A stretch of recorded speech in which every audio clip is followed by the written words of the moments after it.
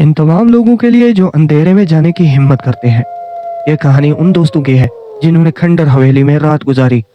شہر کے کنارے پرانی خستہ حال حویلی میں تاریک راہداریوں میں سرگوشیاں گونج رہی تھی اور موم بتی کی چمکتی ہوئی روشنی میں سائے رقص کر رہے تھے۔ مقامی لوگوں نے وارن کیا کہ ایک لڑکی کی بدروح یہاں لوگوں کو پریشان کرتی ہے۔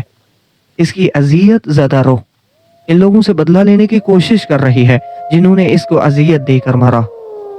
ایک طوفانی رات متجسس نوجوانوں کا ایک گروپ اندر داخل ہوا۔